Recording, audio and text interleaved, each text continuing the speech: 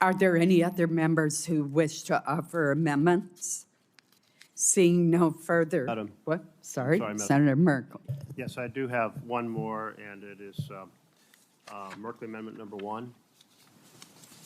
And I think folks are getting pretty familiar with this conversation, but just to summarize it, we anticipate we will have another rescission package sent to us here, and that will be something that will be under our jurisdiction. There will be probably a motion to bring it to the floor, but that will not involve FY26 funding. What this amendment addresses is solely FY26 funding, the bill before us, and says that when we do rescissions, we should do them in this committee. The bill that's under consideration right now, my understanding is, has about $3 billion of rescissions in it, carefully worked through by the Republican chair, the Democratic vice chair, and funds redirected to where they're more effective in our national security and our national defense.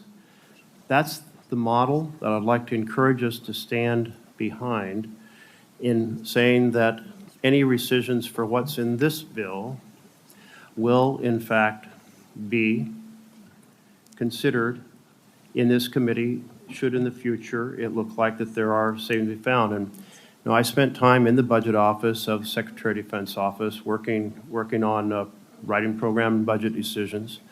We studied every single program. We would hold hearings on them. We'd bring officers in to testify. We found tremendous savings in a very careful way, and that's the way the work is done. And when this committee staff and the leadership finds that, yes, that work is right, then those rescissions find their way into the bill here. So I encourage us to take a stand in support of our appropriations enterprise collectively, and say that the work done here today will not be undone through a partisan rescission on the floor. And, that could end up being, funds are multi-year funds. That could be a blue partisan rescission on the floor.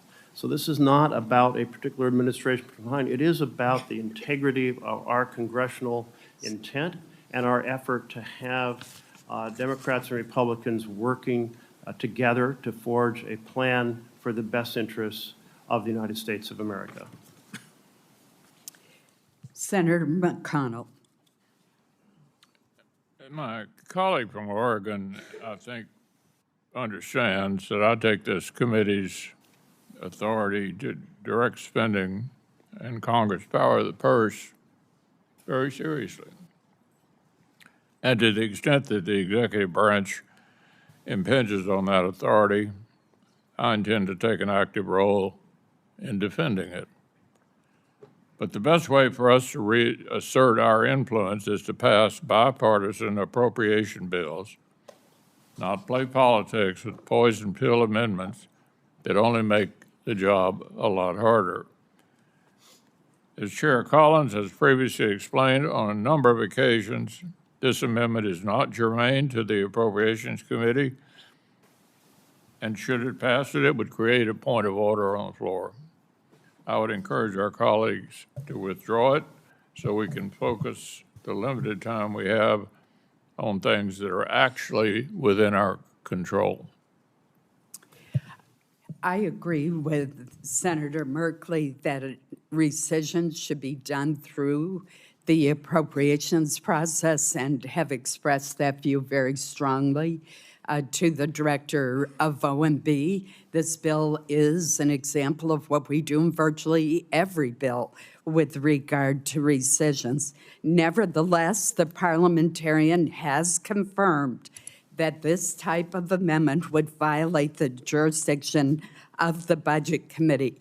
Senate Resolution 445, which was adopted in 2004 and reorganized certain Senate committees, is clear that, quote, the Committee on the Budget shall have exclusive jurisdiction over members affecting the congressional budget process, end quote, including the process and determination by which impoundments must be reported to and considered by Congress. The Appropriations Committee does not have joint jurisdiction. The fact that our committee has primary jurisdiction over individual rescission bills does not change the fact that the Budget Committee has jurisdiction over the rescission process provided for in the ICA. So adopting this amendment would give rise to a point of order under Section 306 of the Budget Act, which makes clear that no bill, resolution, amendment, motion, or conference report dealing with any matter which is within the jurisdiction of the Committee on the Budget shall be considered unless it is a bill or resolution that has been reported by the Committee on the Budget. So for that reason, I must oppose this amendment today due to this jurisdictional issue and the ruling of the parliamentarian.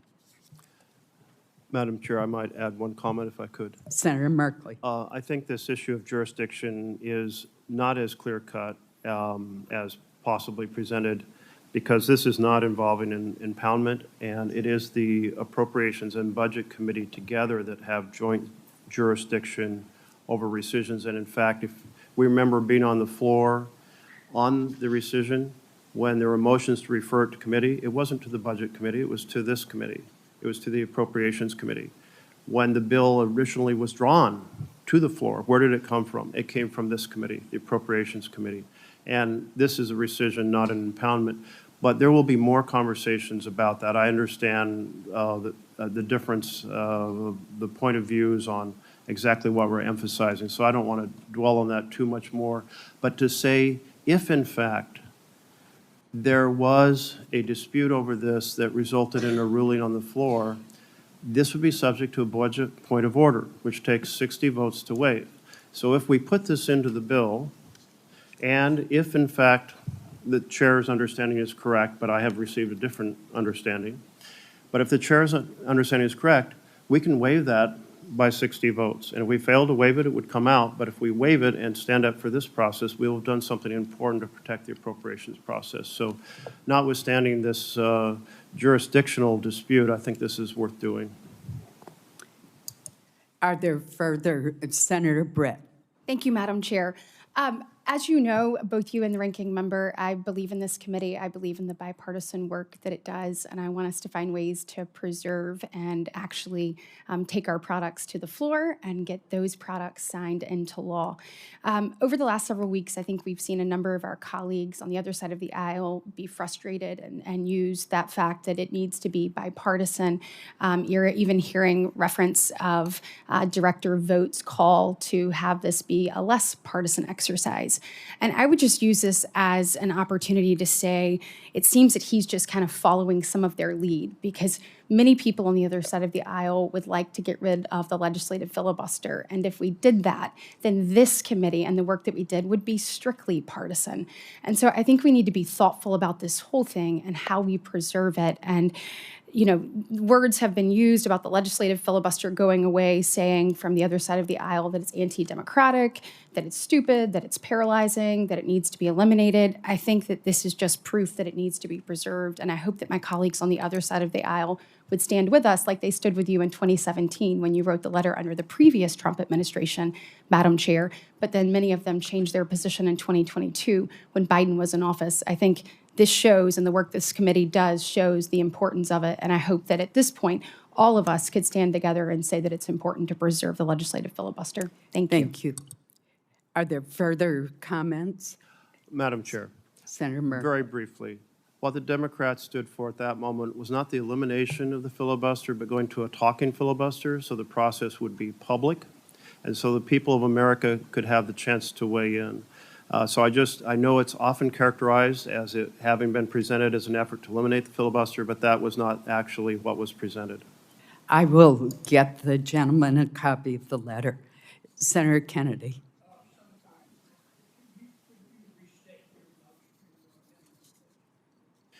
Yes, the amendment says that the work that we do in this committee is subject to only rescissions that are done in this committee, as is being done in this bill, rather than rescissions done under the 1974 Impoundment Control Act. Seeing no further debate, does the senator seek a roll call vote or voice roll call vote? The clerk will call the roll. Senator McConnell. No. Senator Murkowski. Senator Graham. No by proxy. Senator Moran. Senator Hoven. Senator Bozeman. Senator Capto. Senator Kennedy. Senator Hyde-Smith. Senator Hegarty. No by proxy. Senator Britt. Senator Mullen. Senator Fisher. Senator Rounds. Senator Murray. Aye. Senator Durbin. Senator Reed. Senator Shaheen. Senator Merkley. Senator Coons. Senator Schatz. Aye by proxy. Senator Baldwin. Aye. Senator Murphy. Aye. Senator Van Hollen. Aye. Senator Heinrich. Senator Peters. Senator Gillibrand. Aye by proxy. Senator Ossoff. Aye by proxy. Chair Collins. No.